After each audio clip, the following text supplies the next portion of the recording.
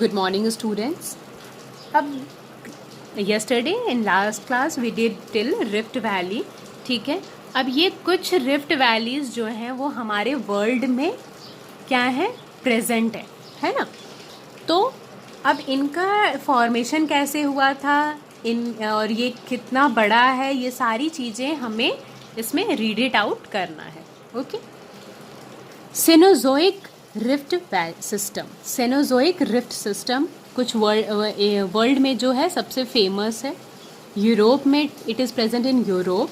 Europe includes many basins and rift structure that were formed during Earth history and still remain active today. तो Cenozoic rift system जो है वो Europe में present है और ये अर्थ का सबसे बड़ा रिफ्ट वैली है और वो आज तक एक्टिव है। Due to the collision of the European and the African plate in the late Cretaceous period, the Cenozoic rift system was formed. It has the Brace Graben and the Upper Rhine Graben. अब जो plates हैं, European plate और African plate के formation की वजह से जब क्रेटासियस period में ये रिफ्ट वैली क्या हुआ था, फॉर्म हुआ था।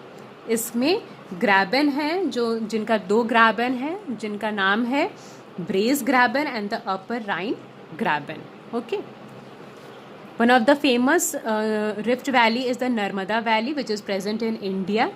The Narmada, also called the Riva, is a river in central India. अब कुछ रिफ्ट वैली क्या फॉर्म की, रिवर्स.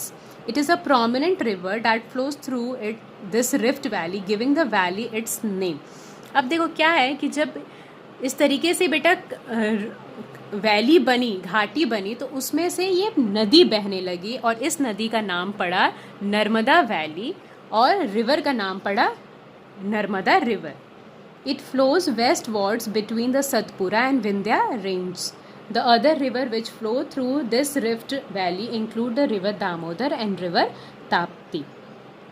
और वेस्ट में ये रिवर का डायरेक्शन क्या है, तो it is flowing from the west direction towards and between the Satpura and Vindhya ranges.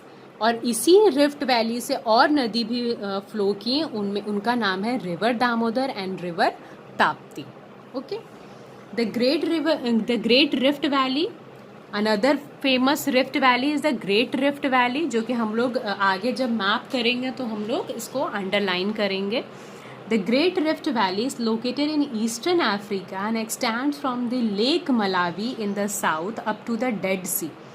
अब देखो ये ईस्टर्न अफ्रीका में प्रेजेंट है और इसका जो लेंथ है वो लेक मलावी से शुरू होता है और डेड सी तक जाता है. The chain of lakes occupies the depression of this valley. और यहाँ पे इस वैली की वजह से यहाँ डिफरेंट लेक्स यानी छोटी छोटी नदियाँ बनी है ना. The river Nile flows through this rift valley as it originates from the lake Victoria which is located at the central of the valley.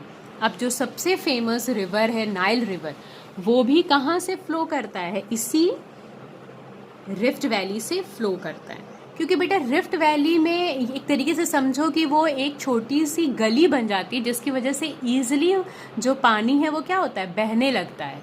इसलिए अक्सर रिफ्ट वैली में रिवर फ्लोज करते हैं. ठीक है,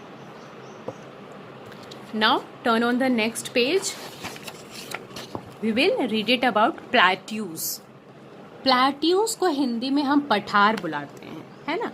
ये एक तरीके का प्लेन फीचर होता है. बस प्लेन जो हम प्लेन एरिया पे रहते हैं, ये थोड़ा सा ऊपर होता है, थोड़ा सा ऊंचा एरिया होता है और इसे हम लोग प्लेट्यूज बुलाते हैं.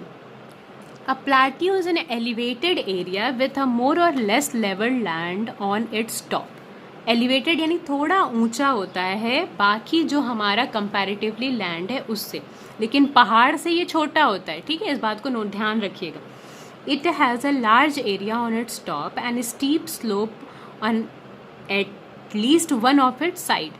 अब पहाड़ क्या होता है, दोनों तरफ से स्टीप साइड होता है, लेकिन प्लेट्यू में क्या होता है, सिर्फ एक तरफ से स्टीप होता है और ऊपर का जो स्ट्रक्चर होता है वो लार्ज होता है, चौड़ा होता है, लंबा होता है, ठीक है।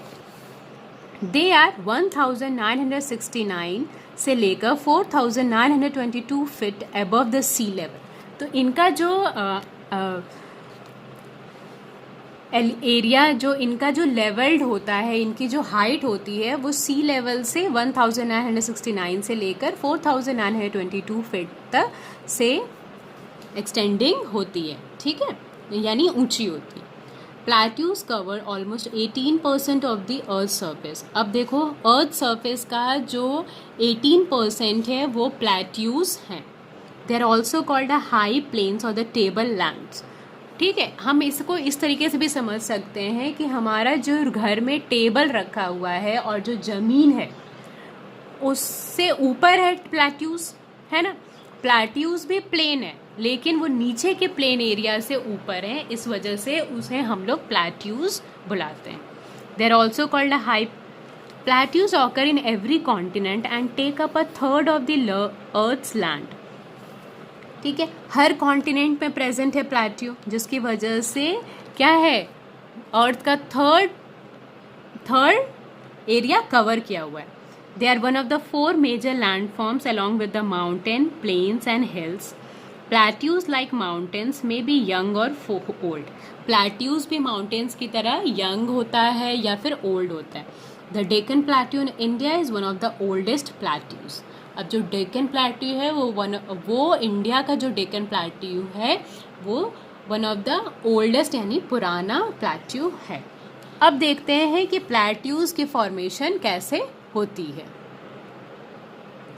Okay, many weathering and eroding agents such as volcanic magma, extrusions of lava, running water and glacier helps in the formation of plateaus.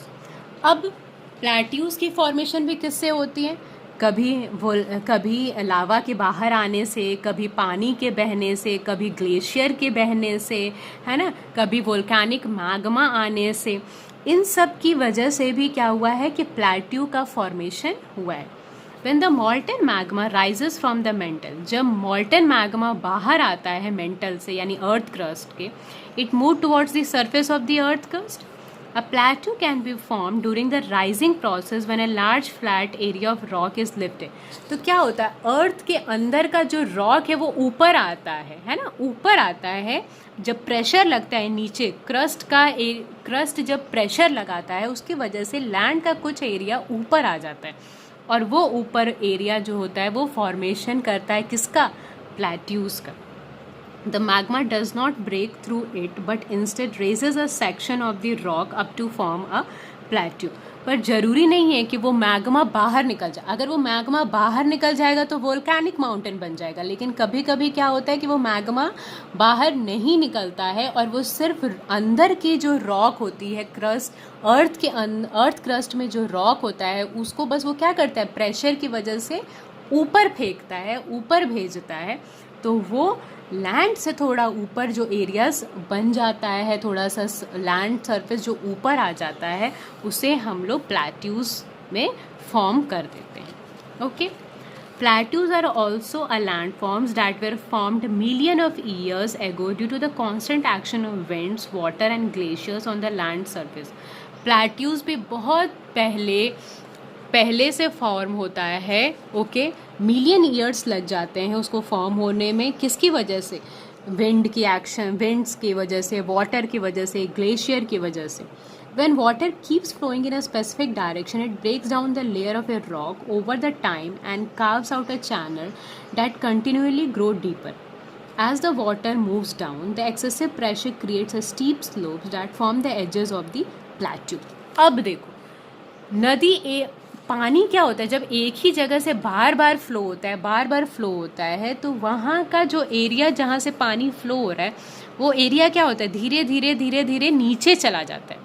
लेकिन कुछ जो स्पेस है, जो बाकी नदी यहाँ से बह रही है पर ये स्पेस जो है वो क्या रह गया, ऊपर ही रह गया। तो वन ऑफ द साइड नीचे चला गया और वन ऑफ द साइड ऊपर रह गया लैंड का। तो जो ये ऊपर रह गया लैंड का उसे हम लोग प्लेट्यूज फॉर्म हुआ। As the water moves down, the excessive pressure creates a steep slope that form the edges of the plateau. और यहाँ का जो पानी बह रहा था उसकी वजह से क्या हुआ, एक स्टीप प्रेशर बना, स्टीप एक किनारा बन गया. Forces of the wind can also erode a particular area and eventually force the rocks to create a slopes and plateaus. Plateaus है ना. उसी तरीके से विंड भी बहता है तो कहीं कहीं पे रॉक्स क्या होते हैं, टूटते हैं. Even naturally, a mountain or another type of the landform could be reduced into plateau. कभी कभी माउंटेन्स पे ही इतनी हवा, कंटिन्यूस हवा बहती है कि उस वहाँ के रॉक्स एक दूसरे से क्या होते हैं, टकराने लगते हैं, जिसकी वजह से वो माउंटेन धीरे धीरे धीरे धीरे छोटा होने लगता है और वो प्लेट्यू फॉर्म हो जाता है. While a very large plateau could give way to smaller landforms like mesa or butte due to the constant action of water, snow and glaciers. और कभी कभी ये लार्ज प्लेट्यूज जो लैंडफॉर्म, जो लार्ज प्लेट्यू एक तरीके का लैंड फॉर्म ही बना देता है, वहाँ पे ज़मीन बन जाती है, उसको हम लोग मैसा या बूटे के नाम से जानते हैं. उस फॉर एग्ज़ाम्पल उनका वो किसकी वजह से होता है, लैंड फॉर्म किसके रीज़न से बनता है, तो वो एक्शन ऑफ वाटर, स्नो और ग्लेशियर के वजह से बनता है. ठीक है, okay. Tomorrow we will be doing a classification of plateaus. Till today you read it out, plateaus, formation of plateaus, and also read out the different rift system which is present in the world. Okay.